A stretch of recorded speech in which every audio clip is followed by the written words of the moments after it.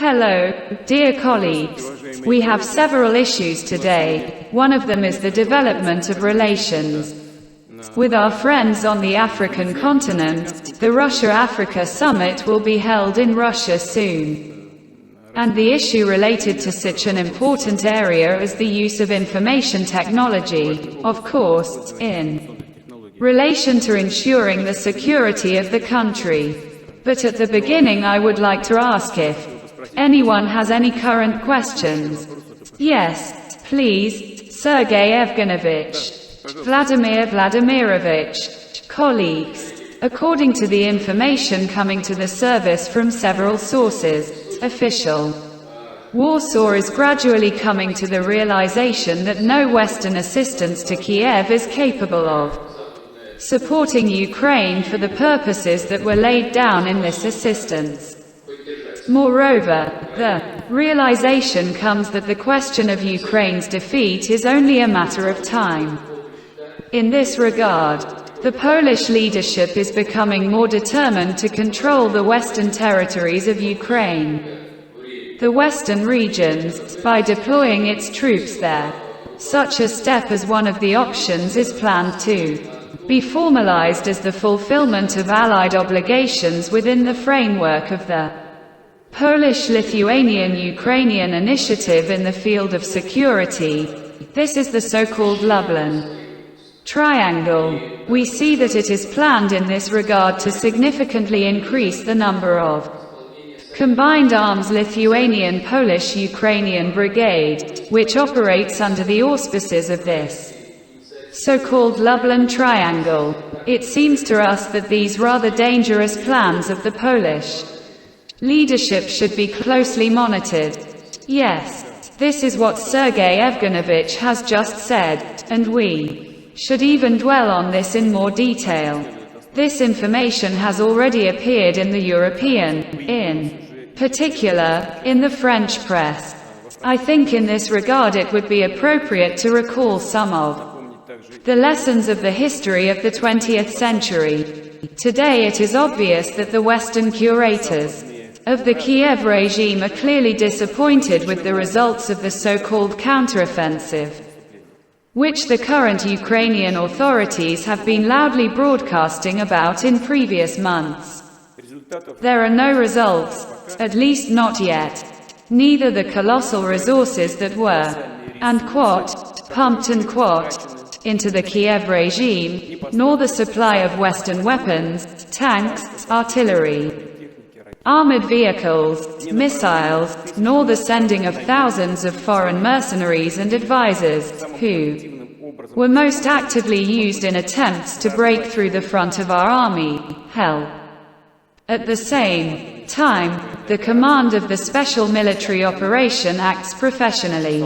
Our soldiers and officers, units and formations fulfill their duty to the motherland courageously, steadfastly, heroically.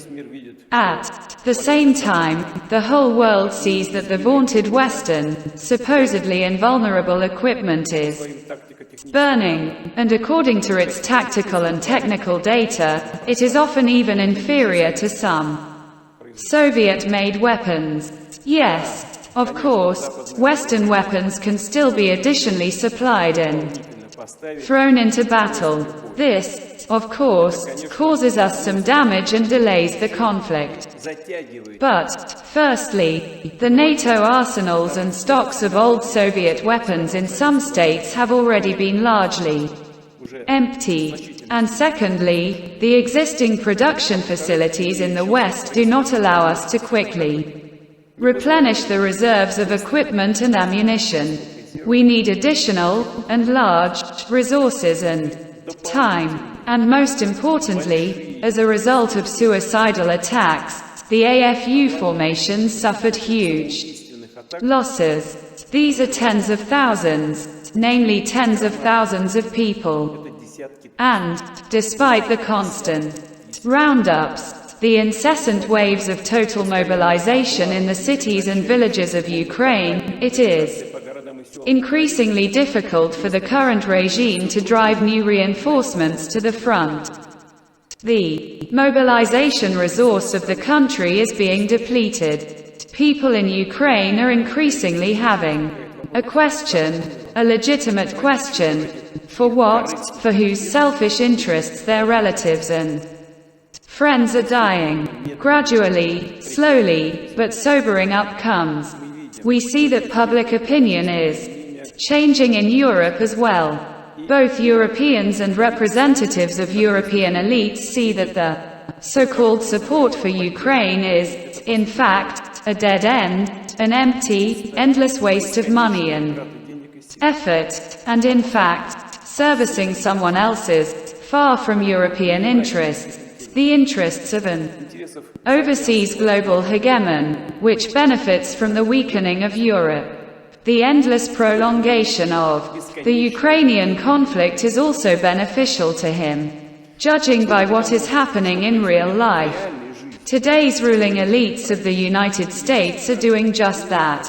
In any case, they act in this logic. Whether such a policy corresponds to the true, fundamental interests of the American people is a big question, a rhetorical question. Of course, let them decide for themselves.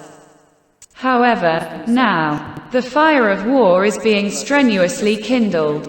In particular, they use for this the ambitions of the leaders of some Eastern European states, who have long turned hatred of Russia, Russophobia, into their main export commodity and into an instrument of their domestic policy. And now they want to warm their hands on the Ukrainian tragedy. In this regard, I cannot but comment on what has just been said and the reports that have appeared in the press about plans to create a certain so-called Polish-Lithuanian-Ukrainian connection. That is, we are not talking about some gathering of mercenaries. There are enough of them there, and they are being destroyed. Namely, about a regular, assembled, equipped military unit that is planned to be used for operations on the territory of Ukraine, including for allegedly ensuring the security of modern Western Ukraine, and, in fact, to call a spade, for the subsequent occupation of these territories. After all, the prospect is obvious. If Polish units enter, for example, Lviv or other territories of Ukraine, then they will remain there. And they will remain forever. And in this, by the way, there will be nothing new. Let me remind you that after the defeat of Germany and its allies, following the results of the First World War, Polish units occupied Lviv and the adjacent lands that then belonged to Austria-Hungary. Poland, instigated by the West, also took advantage of the tragedy of the civil war in Russia, annexed some historical Russian provinces. Our country, which was then in a difficult situation, was forced to conclude the Riga Treaty in 1921 and actually recognize the rejection of its territories. And even earlier, in 1920, Poland seized part of Lithuania, the Vilna region, the territory around modern Vilnius. It seems that together with the Lithuanians they fought against the so-called Russian imperialism, and as soon as the opportunity turned up, they immediately cut off a piece of land from their neighbors. Poland, as you know, also participated in the partition of Czechoslovakia as a result of the Munich Agreement with Hitler in 1938.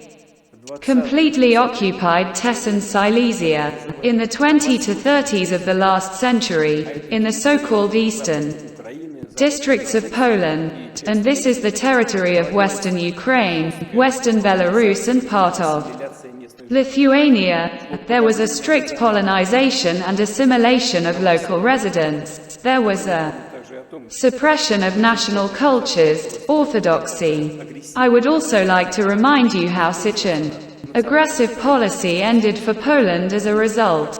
It ended with the national tragedy of 1939, when Poland was thrown by the Western Allies to be eaten by the German military machine and actually lost its independence and statehood, which was restored to a great extent thanks to the Soviet Union. And it was thanks to the Soviet Union, thanks to Stalin's position, that Poland received significant lands in the West, the lands of Germany.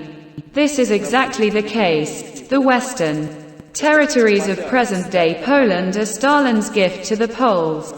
Have our friends in Warsaw forgotten about it? We will remind you. Today we see that the regime in Kiev is ready to do anything to save its corrupt skin and prolong its existence. They don't care about the people of Ukraine, its sovereignty and national interests. They will trade everything, both people and land. Also, by the way, like their ideological predecessors, the Petlurists, who in 1920 concluded so-called secret conventions with Poland, according to which, in exchange for military support, they gave Poland the lands of Galicia and Western Volhynia.